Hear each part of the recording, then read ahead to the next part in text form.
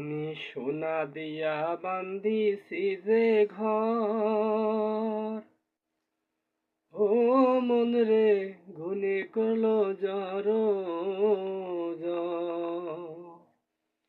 আমি সোনা দিয়া বান্ধিলাম যে ঘর, ও মন রে ঘুনে করলো জড় জড়।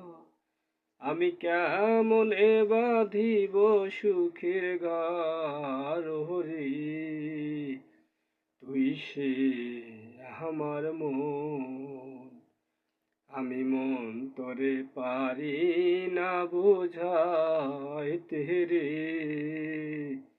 তুই সে আমার মন। আমি সোনা দিয়া বান্ধিলাম যে ঘর, ও মন রে ঘুনে করলো জড় জড়।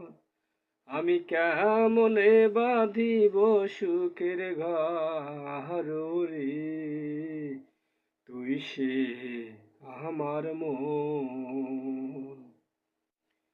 তিন তক্তার লৌকা খানি, ও মন রে চুয়ায় চুয়ায় ওঠে পানি। তিন তক্তার লৌকা খানি, ও মন রে চুয়ায় চুয়ায় ওঠে পানি। আমি কি দিয়া খেছি বলো কর পায়ানি রে, আমি কি দিয়া খেছি বলো কর পায়ানি। রহমানির রহিম। শুভ সকাল। সকালবেলা ঘুরতে আসলাম একটা জায়গায়, ঘুরতে এসে খুব ভালো লাগলো। একটা লিচু গাছ তলে আসলাম। লিচু গাছটা খুব সুন্দর, মানে দেখিয়ে রাখছে পুরো শীতে, দেখতে ভালো লাগছে, একটু বট গাছের ছায়ার মতন। কিন্তু এখানে আল্লাহ পাক রব্বুল আলামিনের অশেষ মেহেরবান নাকি এটা বলতে পারবো না, কিন্তু একটা ওই পোকা ঘর বানাইছে। ঘরটা এত সুন্দর করে বানাইছে, ঘরটা আপনারা দেখেন। আসলে এটা আসলে এতটুকু হবে কখনো ভাবতে পারে নাই।